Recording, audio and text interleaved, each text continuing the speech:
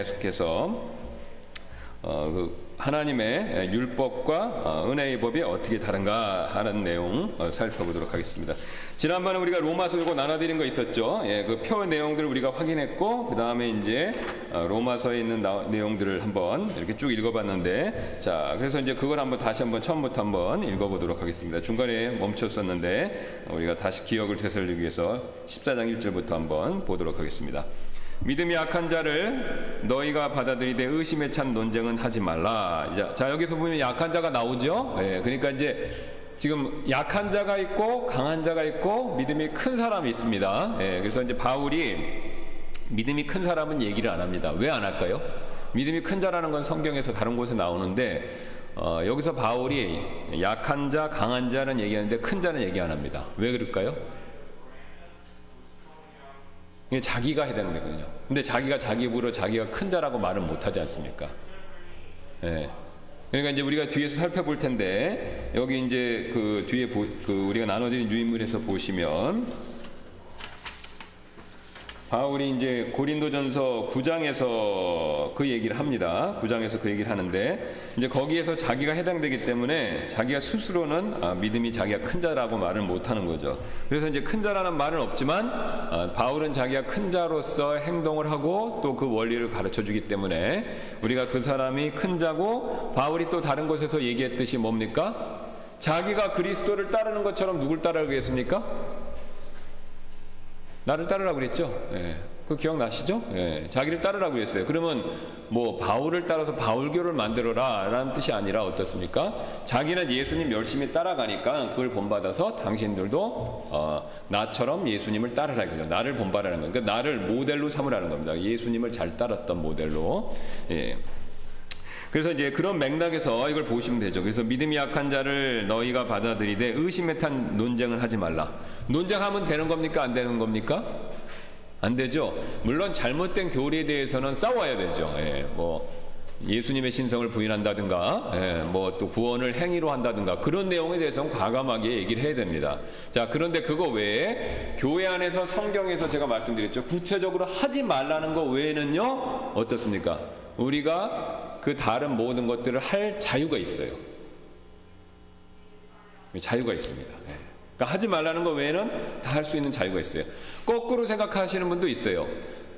성경에서 하라는 것 빼놓고는 다 하지 말라고 생각하는 분도 있어요. 그렇게 되면 어떻게 되냐? 이제 율법주의로 가는 겁니다.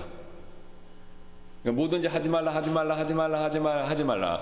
그러면 이제 뭐냐면 우리가 실제로 은혜 아래 있으면서도 신앙생활의 방법은 율법 아래 있는 것처럼 과거의 모습으로 돌아가는 겁니다. 이제. 그래서 바울이 이제 얘기하는 것은 그건 아니죠. 그건 아니고 오히려 은혜 아래 있는데, 그래서 우리가 뭐든지 다 할 수 있습니다. 성경에서 하지 말라는 거. 그래서 우리가 이제 우상 숭배에 관계돼서는 뭡니까? 신전에 직접 들어가서 그 막 핵에 망측하고 가증하고 더럽고 추잡한 방식으로 이 우상들에게 희생물을 드립니다. 아주 잔인하게 짐승을 죽이고요. 뭐 제가 이제 그런 어떤 고대 그 연출하는 드라마 같은 걸 봤는데, 예를 들어서 소를 잡아요. 소를 죽입니다. 그러면 소를 잡아서 멱을 따요. 멱이 뭔지는 자세히 설명 안 드려도 아시겠죠? 그럼 멱을 딱 따갖고 거기서 이제 피를 받고, 그 피를 갖다가 그 이교도 제사장이 엄청나게 큰 통에 담아서 그 희생물을 바치는 사람한테 위에서부터 이렇게 피를 뿌립니다. 그러니까 피로 완전 목욕을 하는 거예요. 굉장히 좀 잔인하지 않습니까? 그리고 지저분하기도 하고. 그러니까 그거 외에도 상상을 초월하는 방식의 이방 신한테 드리는, 우상에게 드리는 제사법들이 있습니다. 그거에서 끝나는 게 아니라 또 추잡합니다. 막 그 성전에 그 섬기는 여자 제사장이라고 하는 사람들은 다 이게 실질적으로 매춘을 했습니다. 특히 고린도 지방, 바울이 쓴 고린도 지방에서는 그걸로 악명 높았어요. 신탁을 받는다라는 명문으로 이게 그 매춘부하고 성적 관계를 거기서 맺는 겁니다. 얼마나 추잡합니까? 그러니까 그런데 동참하면 안 된다는 거죠. 그런 건 안 되고, 또 거기서 막 그걸 하면서 희생물한테 드리고, 그런 지저분한 거. 그러니까 우리가 그리스도인으로서 믿음과 양심이 있기 때문에 가서 딱 보면 이거는 할 게 못 된다 이런 생각이 든다는 거죠. 그러니까 이제 바울이 이제 그런 거는 하지 말라는 겁니다. 그런 거는. 근데 이제 고린도 교인 중에서 강한 자라는 사람이 뭐 바울의 얘기대로 모든 것이 오케이야. 나는 뭐든지 할 수 있어. 성경에서 금지하는 거 외에는 다 할 수 있어라고 해서 거기 가서 또 하는 사람이 있었던 겁니다. 그러니까 그거 하니까 이제 실족가리가 되고 논쟁이 생기는 거죠. 그러니까 바울이 그거는 금지시킵니다. 우리가 지난번에 살펴봤던 것처럼 고린도전서에서 그 위에서 우상에게 드리면 그 마귀의 상에 참여하는 거다. 그걸 먹으면 마귀의 상에 참여하는 거다라고 직접적으로 그거를 제약하죠. 예. 그래서 주님의 그 만찬과 어떻게 마귀의 그 만찬에 동참할 수 있겠느냐, 어떻게 같이 그걸 한꺼번에 먹을 수 있겠느냐. 그러니까 그거는 금지시킵니다. 그러나 그거 외에 그 외의 부분에서는 자유를 인정하는 거죠. 자, 그러면서 이렇게 얘기하는 거죠. 믿음이 약한 자를 너희가 받아들이되 의심에 찬 논쟁을 하지 말라. 예, 의심에, 여기 재밌지 않습니까? 뭐 율법에 따른 논쟁 그런 얘기가 없어요. 의심에 찬 논쟁. 그러니까 이게 뭡니까? 믿음과 관계된 거죠. 그러니까 이게 벌써 14장 1절에서 믿음의 법이다라는 것을 보여주고 있는 거예요. 물론 직접적으로 여기 믿음의 법이란 말이 나오진 않지만 믿음의 법이란 것은 원리이기 때문에 믿음의 법에 근거해서 바울이 염두에 두고 그걸 얘기하는 거죠. 예. 그러니까 믿음에 찬, 의심에 찬 논쟁은 하지 말라. 그러면서 이제 원리를 설명하지 않습니까? 2절, 3절, 4절. 어떤 사람은 자기가 모든 것을 먹을 수 있다고 믿고, 그렇죠. 모든 것을 먹을 수 있다고 정해졌고가 아닙니다. 믿고, 예, 믿고예요. 믿음의 법이니까. 다른 사람은 약하여 채소를 먹느니라. 그러니까 여기서 둘 중에 누가 강한 자고 약한 자입니까? 모든 걸 먹는 사람이 강한 자고 당연히 고기는 안 먹고, 그러니까 우상에게 들어졌다 나온 겁니다. 들어질 때 그걸 먹으라는 건 아니에요. 들어졌다가 나온 거. 그러니까 신전 옆에 있는 일명 정육식당이라고 그랬죠. 우리식으로 하면. 예, 그러니까 이제 그 정육식당 아니면 시장에 나와 있는 고기들 얘기하는 겁니다. 그러니까 이게 대부분은 유통 단계가 이 대부분 신전에 들어갔다 나온 거니까 이제 그것과 관계된 게 있는데 이제 그걸 안 먹는 사람이 있는 거죠. 예, 안 먹는 사람. 근데 그 사람은 뭐냐면 믿음이 강한 자라고 얘기 안 하고 약한 자다 이렇게 얘기하죠. 그래서 어떤 사람은 자기가 모든 것을 먹을 수 있다고 믿고 다른 사람은 약하여 채소를 먹느니라. 그러니까 모든 걸 먹는 사람이 있죠. 그 사람 강한 자고 그 다음에 약하여서 채소를 먹습니다. 고기는 안 먹고. 고기 안 먹으면 이제 채소만 먹어야 되죠. 자, 그래서 그러니까 이제 우리가 여기서 건강상 여기 이제 우리가 적용이 나오는데요. 건강상의 특별한 이유가 있어서 채식을 하는 것 외에는요. 채식주의는 성경에서 권장하는 식사법이 아닙니다. 물론 그렇다고 육식을 막 즐기라는 뜻이 아니라요. 의도적으로 너무 과하게 이 육식을 안 하려고 하는 거. 물론 이제 제 아내 같은 경우는 고기를 별로 안 좋아해요. 예. 조금만 먹습니다. 그러니까 취향이 있어요. 취향 그런 거 빼고. 예. 그다음에 또 건강상 고기를 먹으면 안 됩니다. 뭐 고혈압이나 뭐 고지혈증이라든가 있으신 분들 의사가 먹지 말라고 그러면은 그런 건 먹지 말아야죠. 그런 경우 빼놓고는 일부러 어떤 신앙상의 이유 때문에 일부러 채식을 해야 된다라고 하는 거는 성경적인 것과 좀 거리가 먼다는 거죠. 하나님이 권장하는 건 아닙니다. 물론 그걸 먹는다고 정죄하는 건 아닙니다. 예, 그걸 먹는다고 채소만 먹는다고 그게 잘못됐다는 건 아닌데 그게 어떤 이게 고기는 나쁘다. 이제 안식일교가 그걸 가르치는 거 아시죠? 예, 안식일교가 그걸 가르치죠. 이 안식일교는 육식 반대입니다. 왜냐하면 구약의 방법대로 하기 때문에 육식 반대고 그래서 옛날에 그 한참 전인데 한 20년 전도 더 됐을 거예요. 이상구 박사라고 와갖고 건강 이렇게 프로그램 하고 있죠. 그분이 안식일교도예요. 예, 미국에서 의사고 안식일교도이기 때문에 그 얘기를 계속 한 겁니다. 예, 그 사람이 육식을 이렇게 별로 안 좋은 것 쪽으로. 예. 그러니까 이게 고기가 아까지 말씀드린 원래 고기를 안 좋아해서 아니면 건강상의 이유로 그런 거 외에 이런 이상구 박사가 말한 것처럼 어떤 종교적인 이유나 그런 것들로 인해서 안 먹는 쪽으로 하는 거는 바람직한 건 아니라는 거죠. 그래서 괜히 고기 먹고 마음에 찔림이나 이런 걸 받으실 필요는 없습니다. 그러니까 절제를 하셔야죠. 절제. 탐식은 죄입니다. 또 그렇다고 해서 고기 먹어도 된다고 해서 막 아무거나 먹어도 되는 건 아닙니다. 아무렇게나 탐식은 또 죄니까 절제를 해야 되는 거죠. 자, 그래서 다른 사람 약하여 채소를 먹느니라. 그래서 먹는 자는 먹지 아니하는 자를 업신여기지 말고. 그러니까 뭐든지 먹는 사람 먹지 않은 사람을 업신여기지 말라는 거죠. 왜 그랬습니까? 자기도 옛날엔 처음에 안 먹었는데 믿음이 자라고 보니까 모든 것은 하나님이 만드셨기 때문에 선하구나. 우상에 드린 재물 이런 거 다 우상 자체도 하나님이 만드신 재료를 갖고 만들었으니까 그것도 아무것도 아니고 그 우상을 열어봐도 두드려봐도 그 안에 아무것도 없고 그러니까 우상은 아무것도 아니라는 거죠. 그냥 마귀가 뒤에 설치는 거고, 예, 그래서 우상 자체는 아무 힘이 없다. 예, 그 다음에 우상에게 드리는 것도 우상이 만든 것도 아니고 사탄이 만든 것도 아니고 하나님 만드신 거다. 예. 그러니까 이제 그 믿음이 생기니까 자기가 나중에는요, 처음에 자기처럼 먹지 않는 자, 이 사람 아직도 믿음이 저래라고 그렇게 생각하고 깔보고 업신여기지 말라는 겁니다. 예. 왜냐면 자기도 우리 흔히 속담을 하는 말 있죠. 올챙이 아니 개구리 올챙이적 생각 못하는 거죠. 예.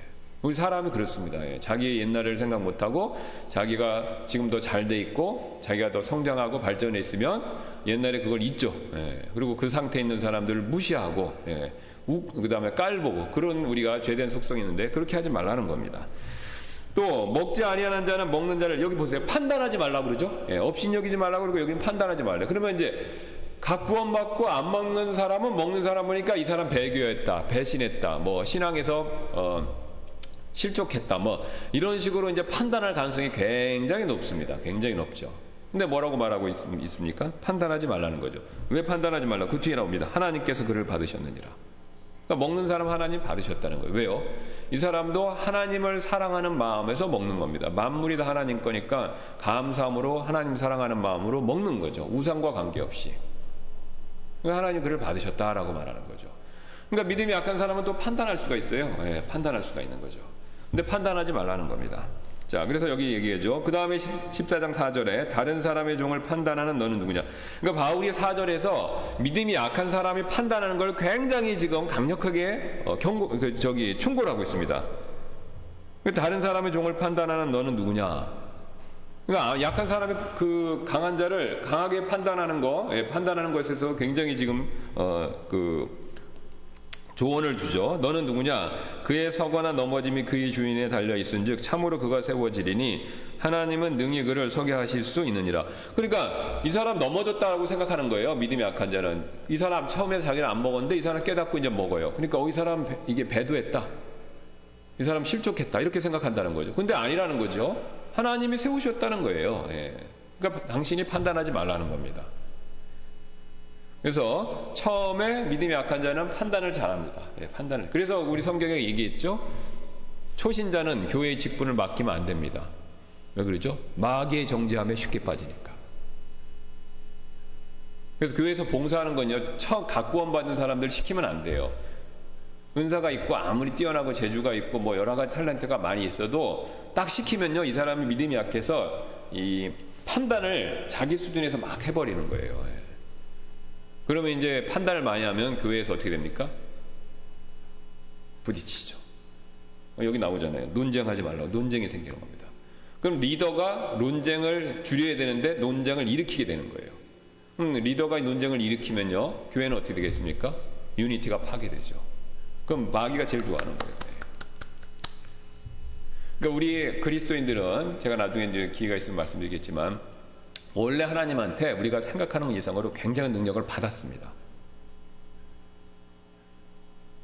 굉장한 능력을 받았어요. 이미 사실 우리가 구원 받을 때 성령을 주신 이유가 뭐냐면 굉장한 권능을 우리에게 주신 거거든요. 근데 권능을 주셨는데 이걸 써먹지를 못하는 거예요. 그러니까 작동법, 사용법을 몰라요. 예. 굉장히 좋은 우리 저도 이게 옛날 거 이제 중고폰을 사서 제가 쓰는데 요새 뭐 S 갤럭시 몇 번이까지 나왔습니까? 10 몇 번이죠? 10번인가요? 10인가? 예. 그 이상 막 나오면 어떻게 됩니까? 저도 쓰는 법을 모르는 거예요. 맨날 기본만 쓰고. 예. 젊은 사람들은 잘 알아갖고 막 별걸 잘 쓰는데 저도 이제 나이가 젊지가 않으니까 이게 이제 모르는 겁니다. 그러니까 어떻게 되는 거예요? 저도 못 쓰는 거죠. 그런 현상이 우리 그리스도인들에게 굉장히 많이 나타납니다. 그러니까 여기가 우리 사용법은 여기 있어요. 매뉴얼은 여기 있습니다. 매뉴얼은 여기인데 이게 이 매뉴얼을 잘 몰라갖고 사용법을 몰라서 못 써먹는 게 태반이죠. 그 근거가 있냐? 보세요. 사도 바울이랑 우리랑 다 똑같아요. 구원 받았습니다. 또 믿음에 굉장히 훌륭한 사람들 많아요. 바울 외에도. 그럼 그 사람들이랑 우리는 이제 침례교도로서 성경에 분명히 나와 있는데 만인 제사장을 믿어요. 그 사람이랑 우리랑 똑같다고 하나님 앞에서 우리가 똑같은 위치라는 걸 믿습니다. 그렇죠? 예. 그럼 우리가 똑같은 위치인데 왜 그 사람은 그렇게 많이 하나님을 향해서 많은 열매를 맺고 우리는 못 맞냐 이거죠.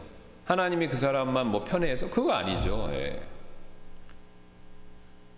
그가 우리와 다르게 특별한 은사가 있지만 그 외에도 우리가 가진 다른 굉장한 은사들이 있다는 겁니다.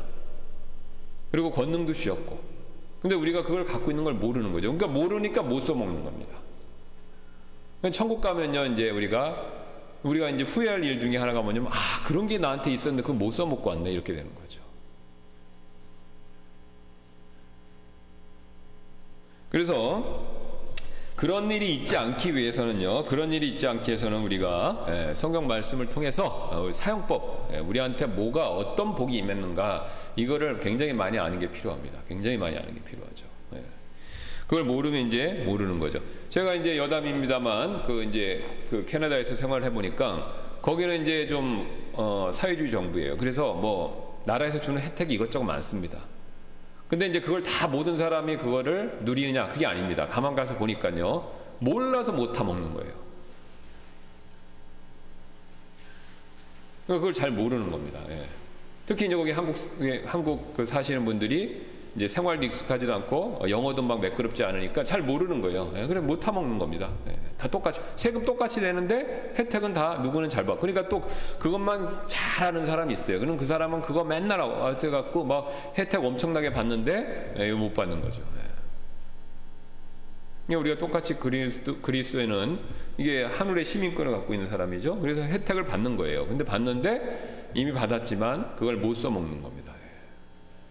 그러니까 그걸 못 써먹으니까 우리 삶에서 항상 영적으로 승리하지도 못하고 지속적이고 계속해서 습관적으로 짓는 죄들도 극복을 잘 못하고, 그 다음에 주변에 있는 사람들한테 복음도 능력 있게 잘 못 전하고, 그리고 항상 마귀한테 속고.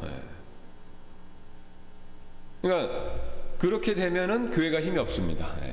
근데 교회가 힘을 얻으려면은 이 사용법을 골고루 다 잘 알면 돼요. 그리고 전체가 이걸 다 알고 그 다음에 기도하고 하나님의 역사하심을 바라면서 전진하면요, 큰 일이 벌어집니다. 사도행전에 나와 있는 초대교회가 바로 예루살렘 교회가 그런 모습이죠. 그러니까 그게 안 되면요, 부분적으로만 서로 아시고 그 다음에 여기 나와 있는 것처럼 싸웁니다. 서로 싸워요. 그러면 싸우면은 힘이 분산됩니다. 힘이 분산되죠. 그러니까 마귀가 노리는 게 바로 이겁니다. 그리스도인들이 하나님이 그리스도인들에게 주신 많은 은사, 권능, 이거를 막지는 못해요. 마귀가 그걸 막을 수가 없죠. 하나님이 주기로 작정하셨는데 어떻게 막겠습니까? 근데 이제 마귀가 할 수 있는 일은 뭐냐면 그거를 사용법, 작동법을 모르게 하던가 오해하게 하던가. 그래갖고 못 써먹게 만드는 거죠. 그러면 이제 교회가 힘이 없는 거죠. 교회가 존재하긴 하지만 강성해지지는 못하는 거죠. 그래서 그거를 극복하는 방법은 성경 말씀을 통해서 사용법을 각자 정확히 아시고 그거대로 우리가 실천을 하고 행하고, 그러면 하나님이 그 원리대로 일하시기 때문에 하나님께서 정하신 은사를 통해서 복을 주십니다. 그러니까 어떤 교회만 주고 어떤 교회는 안 주고 그런 개념이 아니라는 거죠. 하나님은 모든 사람들에게 복 주기를 원하십니다. 영적인 복, 또 물질적인 복도 마찬가지고요. 근데 그 원리가 있고 원리를 알아야, 작동법을 알아야 그거대로 하면은요, 하나님의 복을 많이 받을 수가 있습니다. 자, 그래서 여기 보시면 여기 다른 사람의 종을 판단하는 너는 누구냐? 그의 서거나 넘어짐이 그의 주인에게 달려있은즉 참으로 그가 세워지리니 하나님은 능히 그를 서게 하실 수 있느니라. 그가 섰다는 겁니다. 그러니까 판단하지 말라는 거죠. 그가 너보다는 믿음에서 쓴 거라는 거죠. 그 다음에 이제 다른 예를 바꾸죠. 날을요. 14장 5절. 어떤 사람은 한 날을 다른 날보다 귀히 여기고, 그렇죠. 안식일을 이어받아서, 안식일은 아니지만 안식일을 이어받아서 주일. 그러니까 우리가 왜 주일 오늘 모입니까? 그리스도께서 부활하신 날이기 때문에. 다른 이유는 없습니다. 왜 주일에 모이냐면, 그러니까 안식일교는 여기도 그렇고 안식일 지키잖아요. 그럼 우리 뭐 잘못됐다 어쩌다 막 그런 소리를 막 하는데 그냥 한마디로 이렇게 말씀하시면 됩니다. 왜 그러면 안식일 안 모이고 우리는 주일날 모이냐? 예수님 부활하셔야 이거의 정답이에요. 그 얘기만 말 못해요. 왜? 이게 이단들은 예수님의 신상을 안 믿습니다. 공통적으로. 신상을 안 믿으니까 예수님이 부활하셨다 이거 믿기 어려워요. 굉장히. 그러니까 예수님이 하나님의 주신 성령님을 통해서 스스로 부활하신 거예요. 여기 삼위일체가 다 그 역사하십니다. 부활은요. 그러니까 성경에는 하나님이 부활하게 하셨다는 내용도 있고 성령님의 권능으로 부활했다는 얘기도 있고 예수님의 요한복음에서 내가 성전 얘기를 하면서 스스로 다시 세울 거다. 그러니까 다시 일어날 것이다라고 얘기하시는 게 있어요. 그러니까 세 분이 다 관계된 거죠. 그러니까 이걸 종합하면은 하나님께서 성령을 통해서 예수님을 이렇게 세우신 거죠. 예수님 입장에서는 아버지가 허락하신 성령을 통해서 그 성령의 권능을 사용해서 자기가 일어난 겁니다. 예. 그래서 예수님이 부활하셨기 때문에 우리가 주일에 모이는 거죠. 그래서 주일에 모이는 이유가 바로 그겁니다. 그래서 어떤 사람은 한 날을 다른 날보다 귀히 여기고 다른 사람은 모든 날을 같게 여기나니. 근데 이제 주일이 귀하죠. 귀한데 가만 보니까 어떻습니까? 모든 날도 다 귀한 거예요. 그럼 왜 모든 날도 귀합니까? 창세기에서 천지창조 6일 동안 하나님이 다 하신 거잖아요. 그렇죠? 예, 하루는 쉬셨는데 6일 동안 이 세상을 창조하신 거예요. 그러니까 매일매일 모든 날들이 다 귀한 날입니다. 왜? 하나님이 그걸 만드셨고 그 다음 다 그걸 보고 여섯째 날에 매우 좋았다라 그러셨으니까. 그러니까 각각의 날은 다 귀한 겁니다. 그러니까 하나님이 만드셨기 때문에 다 귀한 날. 그러니까 우리가 어떤 날은 한 날은 더 어떤 사람은 다른 날보다 귀히 여기고 다른 사람은 모든 날을 같게 여기나니. 이제 이 믿음이 좀 커지니까 모든 날을 다 같게 여기는 것이죠. 똑같이 귀중하게 여긴다는 겁니다. 각 사람은 자기 마음에서 완전히 확신할지니라. 그러니까 각 사람이라고 얘기죠. 그러니까 각자 자기 믿음대로 확진하라는 겁니다. 그러니까 옛날에는 주일이고 뭐가 안 지켰잖아요. 구원받기 전에는. 주일날 되면 뭐 했습니까? 놀러 다니셨잖아요. 그쵸? 예, 구원받기 전에. 그래서 주일날은 놀러 가는 날. 예, 그래서 교회 안 다닐 때는요. 구원 안 받았을 때. 놀러 다니고 구원받기 전에 술 먹는 거 좋아하시는 분은 토요일날 밤에 늦게까지 막 술 먹고 일요일날 아침에 못 일어나고 막 쓰러져 있고. 그렇죠? 예. 그런 게 이제 일반적이었는데 이제 그렇게 하면 안 되겠다. 그래서 주일만큼은 내가 예배를 드리고 하나님 앞에 그걸 드려야 되겠다. 이렇게 생각이 바뀐 겁니다. 예, 바뀐 거죠. 자, 그래서 하나님께서 여기 말씀하시는 것처럼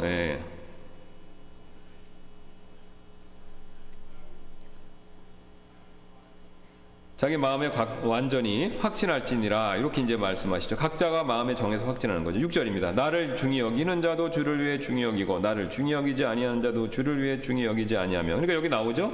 다 주를 위해서 하는 겁니다. 그러니까 지금 왕가의 법, 그죠? 왕가의 법을 성취하고 있는 거죠. 하나님 사랑하고 이웃 사랑하는 거. 그 첫 번째 계명 성취하는 거죠. 주를 위해 중히 여기고 나를 중히 여기지 아니하는 자도 주를 위해 중히 여기지 아니하며. 그다음에 먹는 자도 주를 위해 먹나니 이는 그가 하나님께 감사드리기 때문이라. 먹지 아니하는 자도 주를 위해 먹지 아니하며 또한 하나님께 감사드리느니라. 그러니까 지금 먹고 안 먹고도 다 똑같죠. 그래서 왕가의 첫 번째가, 그러니까 이 사람들은 다 받으시는 거예요. 먹든지 안 먹든지 한 날을 중히 여기든지 모든 날을 중히 여기든지 하나님 다 받으신 겁니다. 왜 받으셨습니까? 다 주를 위해 한 거니까요. 근데 주를 위해 하되 믿음에 따라 단계가 있으니까 이걸 실천하는 방법에서 차이가 있는데 그거를 율법으로 한 날만 중히 여겨야 한다. 그 다음에 우상에게 그걸 먹지 말아야 된다. 딱 정해버리면 그게 이제 율법이 되는 거죠. 예. 그러면 이제 그 다음부터는 문제가 생기는 겁니다. 이제 논쟁이 생길 수가 있는 거죠. 예.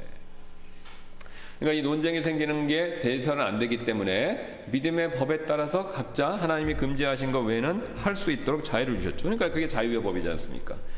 자, 그래서 이제 14장 7절, 8절, 9절에 이제 이걸 더 바울이 디벨롭을 합니다. 우리 중에 아무도 자기를 위해 살지 아니하고 또 아무도 자기를 위해 죽지 아니하는도다. 우리가 살아도 주를 위해 살고 죽어도 주를 위해 죽나니 그러므로 살든지 죽든지 우리가 주의 것이로다. 그렇죠? 이제 구원받았으니까 우리가 주님을 위해 살겠습니다. 그래서 다 이걸 한다는 거죠. 이 목적을 위해 그리스도께서 죽으시고 일어나서 다시 살아나셨으니 이것은 그분께서 죽은 자와 산 자의 주가 되려 하심이라. 그럼 우리가 왜 주를 위해 사냐? 예수님 우리를 죽어주셨으니까 사실 사람이 좀 염치가 있으면 자기를 위해 누가 죽어주면 그 사람 고마워야 되는 거 아닙니까? 그렇죠? 예, 물에 빠진 사람 건져냈더니 보찜 내놔라. 이거는 굉장히 배은망덕한 사람이죠. 한마디로 우리가 세상 살면서도 물에 빠진 사람 건졌더니 보따리도 왜 안 구해줬냐라고 얘기하면 그 사람 배은망덕하고 그 사람 진짜 제대로 마음 상태가 제대로 돼 있지 않은 잘못된 사람이지 않습니까? 그러면 하물며 영원한 지옥으로부터 구원해 주신 걸 생각하면 어떻습니까? 더 많이 감사해야 되죠. 그렇죠? 예, 더 많이 감사해야 되죠. 그럼 이게 확실하냐 아니냐는요, 죽음 이후에 알 수 있습니다. 그때는. 근데 이제 문제는 죽음 이후에 확실히 알지만 그때는 선택권이 없다는 거예요. 그러니까 내가 죽어보고 확실하면 알겠다, 그렇게 말하는 사람은요, 굉장히 현실적이지만 굉장히 어리석은 사람입니다. 왜? 그때는 선택권이 없어요. 그러니까 그때는 결정을 다시 뒤엎을 수가 없다는 겁니다. 예. 그래서 하나님이 그래도 구원을 베풀어 주셔서 죽음 이후에 심판이 있다라는 걸 확실하게 보여주시기 위해서 보여주신 방법이 뭐냐면 그게 부활입니다. 사실은요. 왜냐면 예수님이 보세요. 우리가 죄를 짓고 지옥 가는 게 맞고 지옥 가게 안 가게 하기 위해서 예수님이 우리 죄값을 다 치러주셨다, 이거를 확실하게 보여주는 방법은 죽음이 아니에요. 죽음은 끝나는 거잖아요. 그렇죠? 예수님 죽어서 끝나고 부활 안 했으면 그 뒤에 무슨 일이 일어났는지 누가 압니까? 죽음은 모든 사람이 다 겪는 거예요. 그렇죠? 예수님도 죽고 우리도 죽고 다 죽습니다. 그럼 예수님의 죽음이 특별하다는 걸 입증할 수 있는 증거가 뭐냐? 없어요, 객관적으로. 근데 부활을 통해서 그게 입증되는 겁니다. 그러니까 그분이 부활하셨다는 것은요, 우리의 죄를 완벽하게 갚으셨고 그래서 더 이상 죽음 무덤에 있으실 필요가 없다는 거예요. 그러니까 완전히 페이된 거죠. 완전히 값을 치르셨다는 증거입니다. 그리고 그건 뭘 보여주냐면 지옥이 있다는 걸 또 간접적으로 보여주는 거예요.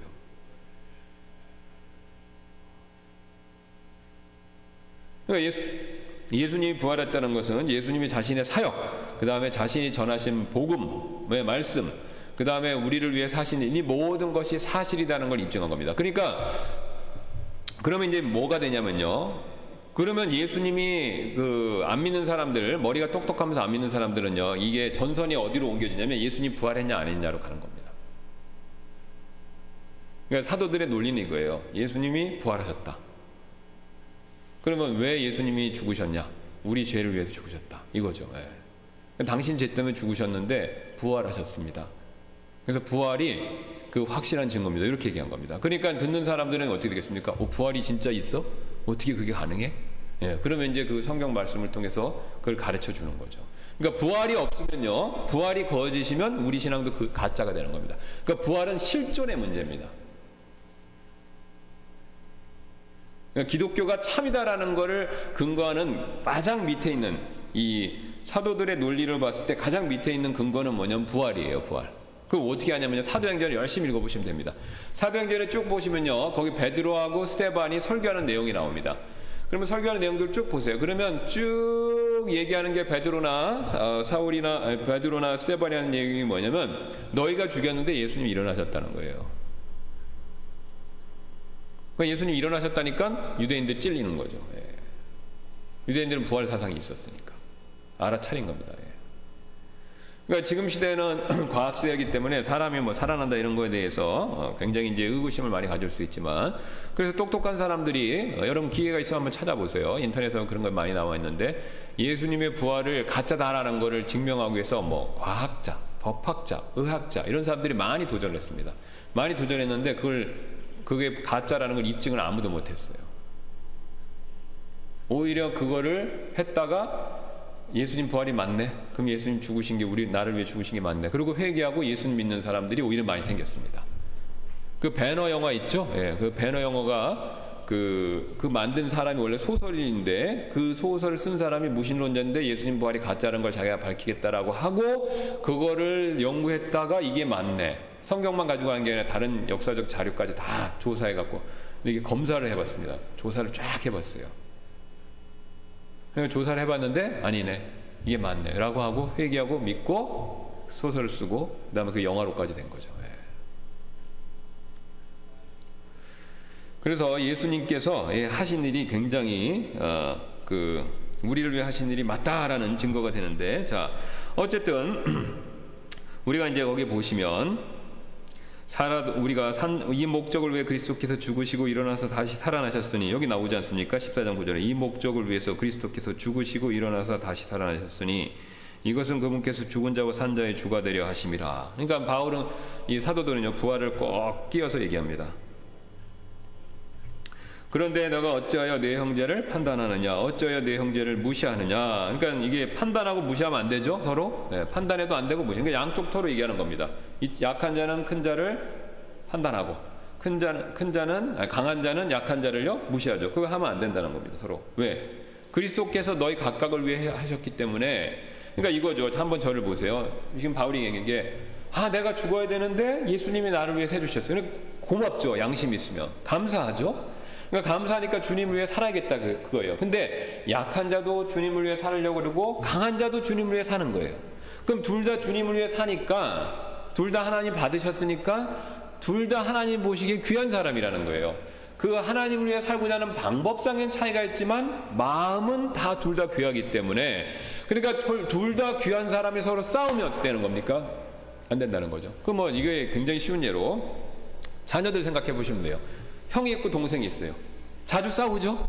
둘이 뭘 갖고 놀다가 자주 싸워요. 예. 그 자주 싸우는데 뭐 예를 들어서 이런 게 되겠죠. 부모님이 이제 부모님이 생신에 이제 선물을 주려고 그러는데 형은 우리가 10,000원씩 내자 그러는데 동생은 5,000원만 내자 그래서 자기 용돈에서. 그럼 둘이 막 싸우는 거예요. 그래갖고 싸워갖고 이제 엄마가 가게 된 거예요. 그럼 엄마가 볼 때 대견하죠. 동생은 5,000원 용돈이 자기 그거밖에 없으니까 그것만 하자 그러고 형은 10,000원 하자 그러는데 둘 다 대견한 거 아닙니까? 부모가 봤을 때 야 너 10,000원 낸 거 동생 보고 야 형같이 10,000원 내야지 내가 너한테 해준 게 얼마인데 그렇게 얘기하는 부모 없잖아요. 예.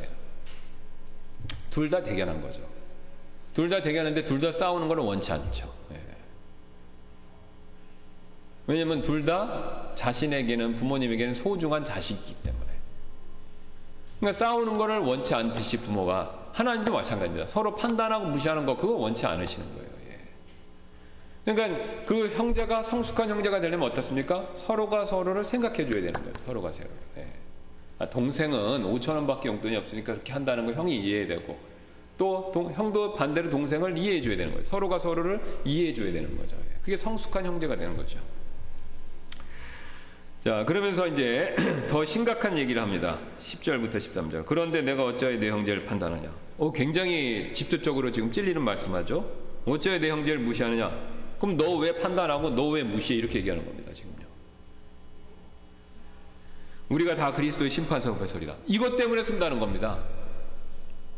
그러니까 우리는 보통 하나님께 막 내가 드리고 내 개인적으로 하나님과의 관계에서 그리스도 심판석에 상부한다. 이건 맞습니다. 근데 이것만 생각하시는데 다른 사람과 다른 지체와의 관계, 특히 믿음의 법에 있어서 큰 자 작은 자의 관계에서 판단하고 무시한 거에 의해서 심판받는다는 내용은 잘 모르세요. 그래갖고 논쟁하고 싸워갖고 서로 실족하고 막 교회 갈리고 이거에 대해서도 굉장한 책임을 물으신다는 내용을 우리가 몰라요. 근데 이게 제 얘기가 아니잖아요. 여기 다 나와 있지 않습니까? 여기 나오지 않았는데. 그런데 내가 어째 내 형제 판단하냐? 어째 내 형제를 무시하느냐? 우리가 다 그리스도의 심판석 앞에 서리라.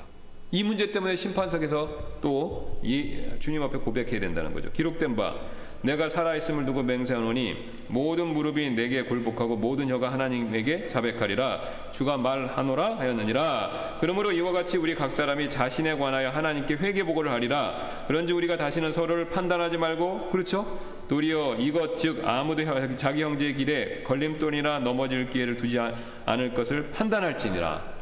그러니까 이것 때문에 실족하게 하고 어렵게 하는 걸 우리가 그리스도 그것도 회개복을 하는 겁니다. 그러니까 뭐 우리가 헌금 얼마나 열심히 했고 교회에서 봉사 얼마나 열심히 했는지, 그죠? 영혼구령 얼마나 열심히 했는지 그런 것만 판단받는 게 아니라 자기 형제와의 관계에 있어서 판단하고 그 다음에 업신여기고 그걸로 인해서 논쟁했고 실족하게 한 거 그것까지도 회개복을 한다는 거예요. 심각하죠? 심각합니다. 나 몰랐는데 그렇게 말할 수 없잖아요. 여기서 그럼 성경에 써 있는데 예수님이 그러면요. 그럼 누구 책입니까? 내가 안 본 거죠. 내가 안 본 거잖아요. 그러니까 여기 계신 분들은 이제는 몰랐다고 말씀을 못 하시게 될 겁니다. 저를 포함해서. 그러니까 이제 예수님이 나중에 물으실 수도 있어요. 몰랐다고 말을 이제 하려고 할지도 모르죠. 지금 뭐 정치인들은 잘못하고도 맨날 오리발 내밀고 막 그러는데 하늘의 심판석에서 그럴 일이 없습니다.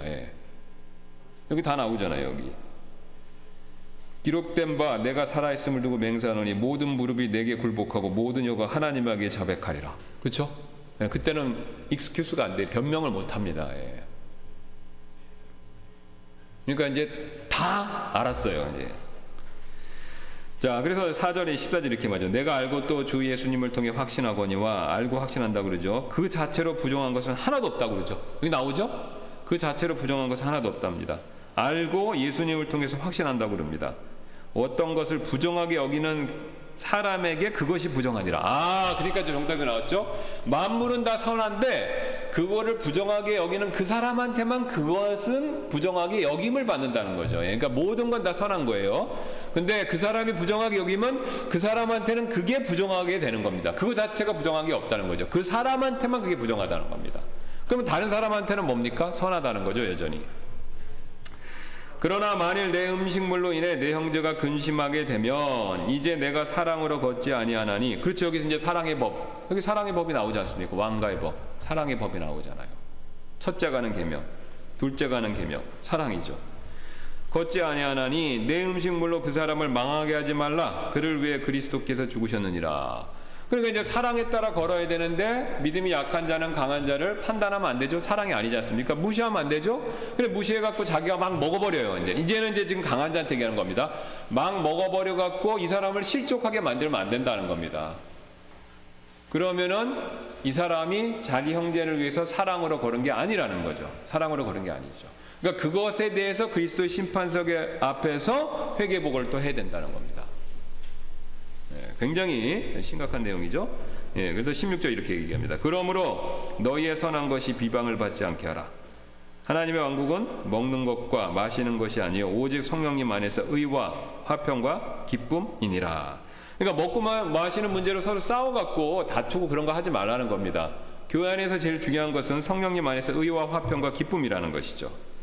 이것들 안에서 그리스도를 섬기는 자는 하나님께서 받아주시며 사람들에게 인정을 받느니라. 자, 요 방법대로 하면요, 믿음의 법, 성령의 법, 사랑의 왕가의 법대로 하면요, 하나님께서 받아주시고 사람들한테도 인정을 받습니다. 요거 대표적으로 보여주는 교회가 어디라고 말씀드렸습니까? 예루살렘 교회. 그러니까 그들이 요 원리에 따라서 실천하니까 어땠어요? 예루살렘 이 유대인들한테 어떻게 했어요? 그들에게 선하게 인정받고 하나님께서 구원받을 사람 날로 더하셨다라고 말씀하시지 않습니까? 이걸 실천하면 하나님 그런 복을 주신다고 약속하는 겁니다.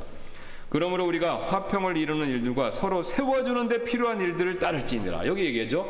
이 화평하고 1절에 14절 1절 비교해 보세요. 논쟁하지 말고 화평을 이루는 일을 하라는 겁니다. 그리고 뭘 얘기합니까? 서로를 세워주는 데 필요한 일들 따를지니라. 그러니까 서로를 허물지 말고, 논쟁해서 서로를 정죄하고 판단해서 허물지 말고 서로를 화평을 이루면서 서로를 세워주는 데 필요한 일들, 그걸 따라서 하라는 겁니다. 자, 그래서 음식물로 인해서 하나님의 일을 망하게 하지 말라. 이렇게 하면서 쭉 이어지죠. 자, 그래서 이제 시간이 되었기 때문에 여기까지 이제 마무리하도록 하겠습니다. 그래서 우리가 이제 이 내용들을, 이 세 가지 원리들을 쭉 이해하시면 이제 쉽게 이해가 됩니다. 그게 이제 이해가 안 되시면요, 제가 지난번에도 말씀드렸듯이 자유주의 신학자들이 한 것처럼 바울이 막 여기선 이 말하고 저 말하고 한 입 갖고 두 말 한다라고 해서 이 사람 뭐 정신 이상한 사람이다까지 비방하는데 그게 아닙니다. 그 사람들이 무식한 거고요. 이게 지금 바울이 하나님의 지혜를 받아서 율법과 은혜의 법의 차이를 명확히 알고 그거를 정확하게 설명해 주는 겁니다. 예를 들어서. 그래서 이게 제일 설명을 잘하고 있는 겁니다.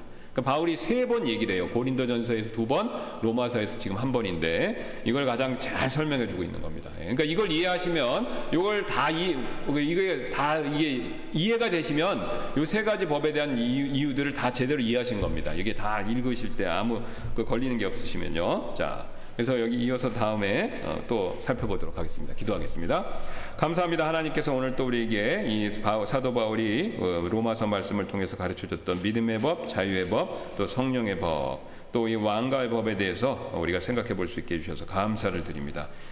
이 방법이 바로 하나님이 원하시는 방법이고 또 이것이 바로 은혜 아래에서의 삶입니다. 우리가 이것을 잘 깨닫고 적용해서 우리가 교회 안에서 화평을 이루고 서로를 세워주는 일을 통해서 하나님께 인정받고 칭찬받으며 그 장차 그리스도의 심판석 앞에서 잘했다, 충성된 종이라고 그렇게 많은 상급을 받을 수 있는 저희가 될 수 있도록 주님께서 저희들을 인도해 주시길 원하며 이후에 있을 예배 시간에도 하나님 큰 은혜 가운데서 우리와 함께 해주시기를 간청드리며 모든 말씀 예수님의 존귀하신 이름으로 기도드렸습니다. 아멘. 네, 마쳤습니다.